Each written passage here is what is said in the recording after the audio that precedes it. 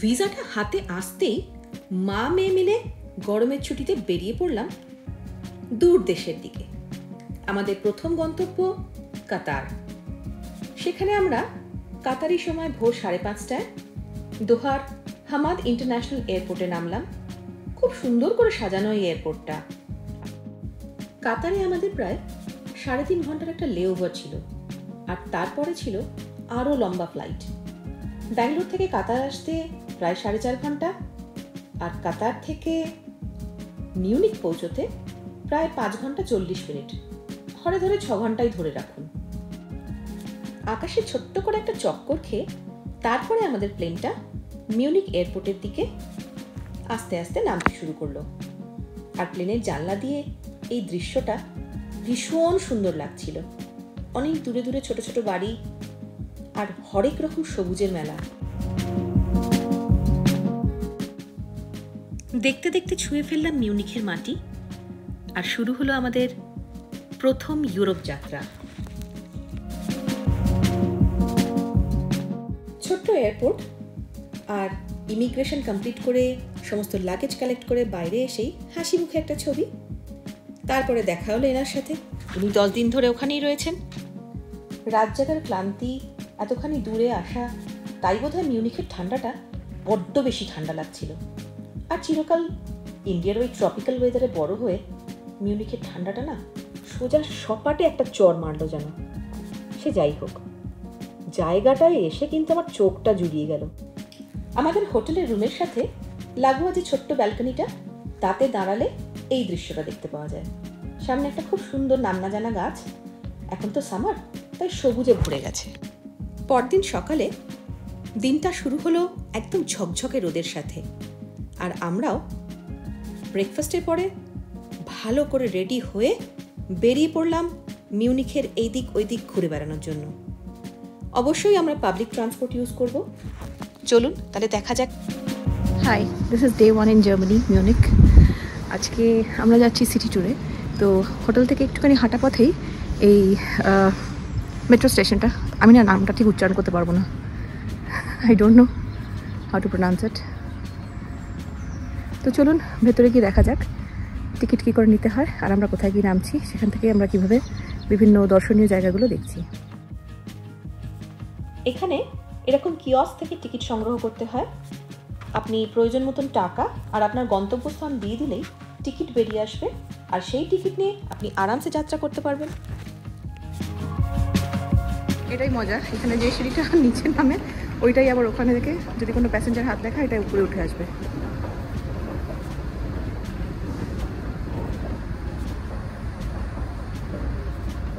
এখন বসে আছি মেট্রো স্টেশনে। মেট্রো স্টেশন নামটা যথারীতি আমি ভালো করে উচ্চারণ করতে পারবো না, so there is no point. চেষ্টা করো ভুলভাল নাম বলা দরকার নেই। পেছন দিকে দেখতে পাওয়া যাচ্ছে নামটা, যদি কেউ পড়তে পারেন খুব ভালো। আর এখন আমরা কোথায় যাচ্ছি?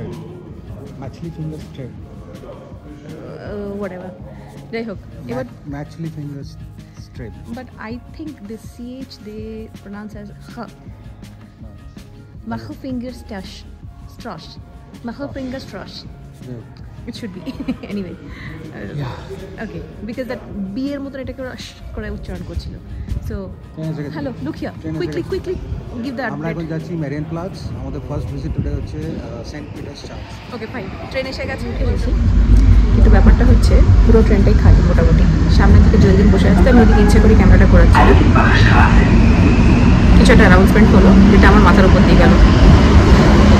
সো হ্যাঁ, যেটা বলছিলাম, প্রথমে যাচ্ছি সেন্ট পিটার্স চার্চ, তারপর ওখান থেকে যাবো আমরা রেসিডেন্স।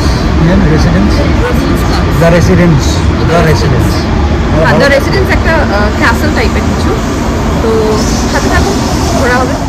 আর এটা হলো তার সাথে মিউনিখের ট্রেনের নিজস্বী। তো আমরা এখন নেমেছি Marienplatz. The metro station is very big, আর এটা যেহেতু একটা জাংশন, সেজন্য এখানে কোন দিক দিয়ে বেরোলে কোথায় পৌঁছবো কিছুই বুঝতে পারছি না, কিছুই বুঝে উঠতে পারছি না। সেই জন্য ওই ইনফরমেশন ওখান থেকে ডিজে কিছু ইনফরমেশন নিয়ে এলো।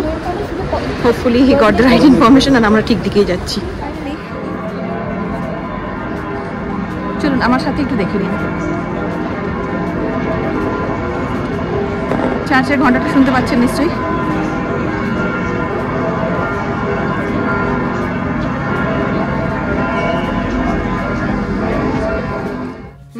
প্লাটস জায়গাটা ভীষণই হ্যাপনিং, মানে একেবারে সেন্টার স্কোয়ার বলতে পারেন। আর এটা হলো র্যাট হাউস। জার্মান ভাষায় র্যাট হাউসের মানে হলো সেন্ট্রাল হল। এর ভেতরে একটা খুব সুন্দর ক্যাফেও আছে। আর এই জায়গাটা এত ভালো লাগছিল, দেশ বিদেশ থেকে কত লোক না জানিয়ে এসছে, আর তারাও আমাদের মতনই অবাক চোখে চারদিকে তাকিয়ে দেখছে আর যত পারছে ছবি তুলছে। র্যাট হাউস থেকে ঢিলছোড়া দূরত্বে সেন্ট পিটার্স চার্চ, ভীষণই ঐতিহাসিক একটা জায়গা। আর সেখানে আমরা আজকে সম্মুখীন হলাম একটা খুব সুন্দর দৃশ্যের।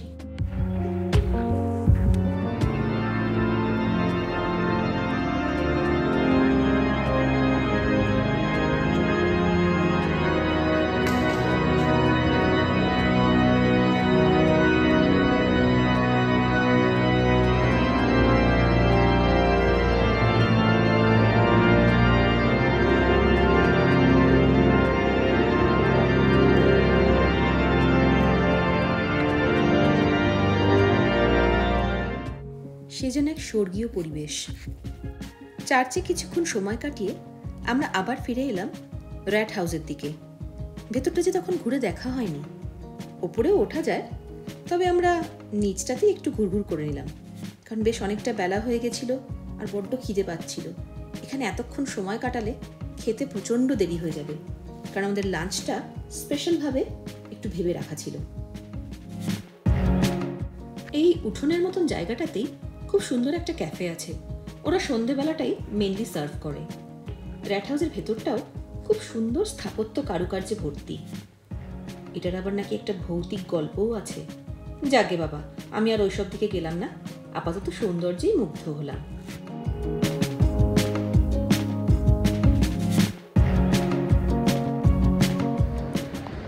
সো র্যাটস হাউস থেকে বেরিয়ে, চার্চ থেকে বেরিয়ে আমরা এই লেনটা নিয়েছি। বেশ সুন্দর সুন্দর দোকান আছে।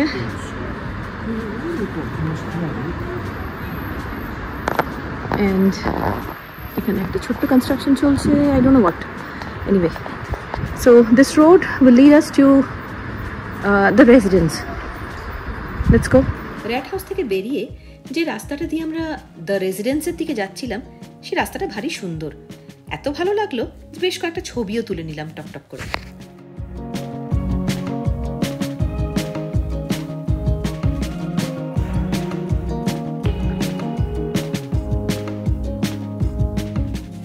আর এই হলো সেই দ্য রেসিডেন্স। আর এটা হলো দ্য রেসিডেন্সের ভেতরের রেপ্লিকা। এটা হলো রেসিডেন্সের সামনের জায়গাটা, দ্য রেসিডেন্স। সরি, আরে এটা তো একটা দারুণ জিনিস দেখতে পেলাম।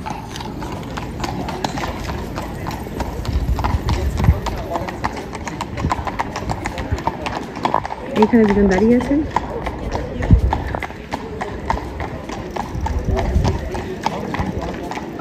চারদিক ভীষণ পরিষ্কার।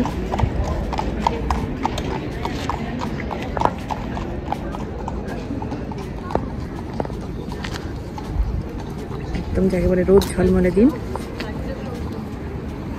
এখানে সামনেটা কিছু একটা কনস্ট্রাকশনের কাজ চলছে, ওই জন্য ভালো করে নিতে পারছি না ছবিটা। এটা হচ্ছে রেসিডেন্সের সামনের জায়গাটা।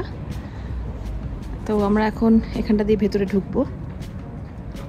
হোপফুলি ভেতরে ঢুকতে পারা যাবে। লেট মি সি, দেখা যাক। সো ফরচুনেটলি রেসিডেন্সের ভেতরে ঢোকার সুযোগটাও হয়ে গেল। আর ভেতরে ঢুকে তো আমরা একেবারে অসাধারণ। প্রথমেই যে আলিটা রয়েছে সেখানে সার দিয়ে সেখানকার সমস্ত শাসকদের ছবি রয়েছে, আর তার সাজসজ্জা নিজেরাই দেখে নিন। এত সুন্দর করে সাজানো যে কি বলবো। এই জায়গাটা ভারী ইন্টারেস্টিং। এই যে এইখানটা দেখুন, উপরের আর্চগুলো কি সুন্দরভাবে এই প্যাটার্নটা সৃষ্টি করেছে, আর মাঝখানে মাঝখানে অনেক সুন্দর সুন্দর স্কাল্পচার্স রয়েছে। এটা অনেকটা ওই রাজদরবারের মতন।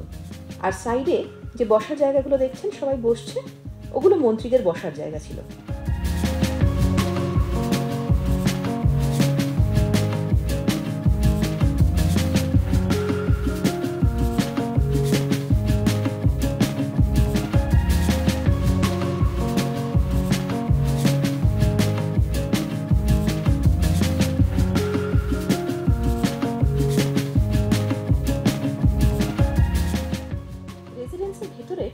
অনেক দর্শনীয় জিনিসগুলোর মধ্যে এই ফাউন্টেনটা খুব বিখ্যাত, আর তাছাড়া অন্যান্য দর্শনীয় জিনিসগুলো তো রয়েছেই।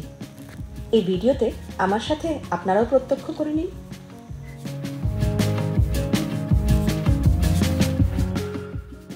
রেসিডেন্সের ভিতরকার এই বিশালত্বের মধ্যে হারিয়ে যাওয়ার আগে কয়েকটা মুহূর্তকে ফ্রেমবন্দি করে নিলাম। হাঁটতে হাঁটতে হাঁপিয়ে গিয়ে দুজনে একটু বসে নিয়েছিলাম। আর এই নিজস্বীটা একটা আয়নাতে নেওয়া। কি যে বিশাল সেই আয়নাটা ছিল। আর এই ক্রকারিজগুলো দেখুন, এগুলো বিভিন্ন দেশ থেকে উপহার পাওয়া। এটা হচ্ছে রেসিডেন্সের ভেতরের একটা চ্যাপেল।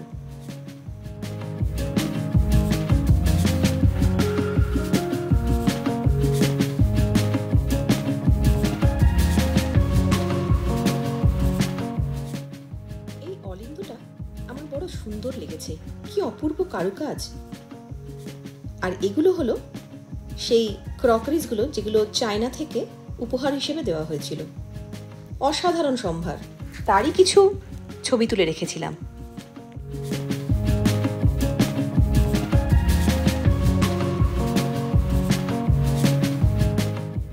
সেখান থেকে বেরিয়ে আমরা গিয়েছিলাম ট্রেজারের দিকে। ট্রেজারিতে বিভিন্ন ধরনের জুয়েলারি আর অন্যান্য সম্ভারের কিছু রেপ্লিকা রাখা ছিল। ভুল করব না, এগুলো কিন্তু রেপ্লিকা। আসলটাও তার মানে নিশ্চয়ই ছিল কখনো না কখনো। সে অসাধারণ কারুকার্য। রেসিডেন্সের এই সম্ভারের প্রভাবে I am the king of the ওয়ার্ল্ডের সেই বিখ্যাত পোজে ভদ্রলোক একটা ছবি তুলে নিলেন। তারপর আমরা আবার বেরিয়ে পড়লাম রাস্তায়। আর আমাদের পরবর্তী গন্তব্য, না না এতে করে না, দুপায়ে হেঁটেই চলেছি। আর আমাদের পরবর্তী গন্তব্য এখানকার এক বিখ্যাত বিয়ার হল, হফব্রা হাউস। চলুন তাহলে দেখা যাক। আর পথে যেতে যেতে বেশ কয়েকটা ছবি তুলে নিয়েছিলাম, কিছু না, স্মৃতির ভাণ্ডারটাকে একটু পুরো করে নেওয়ার জন্য। দেখুন, দেখতে দেখতে পৌঁছে গেছি হফব্রা হাউসের সামনে। হফব্রা হাউসের ভেতরের অ্যাম্বিয়েন্সটা কি সুন্দর, একবার দেখুন।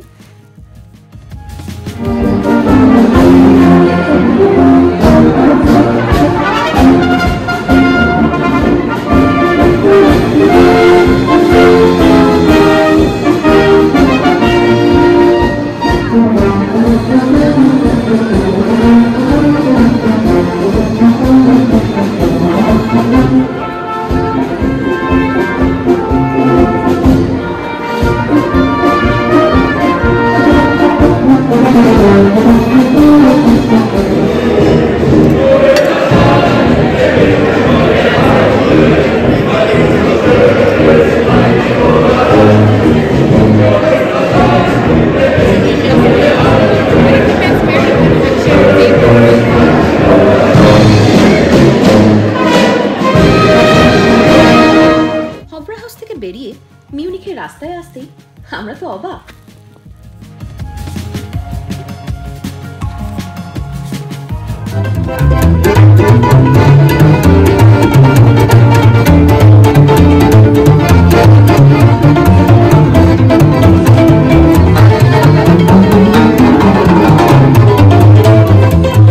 যাই হোক, সেখান থেকে বেরিয়ে ট্রামে করে আমরা এসে পৌঁছলাম আমাদের পরবর্তী গন্তব্যস্থল BMW মিউজিয়াম।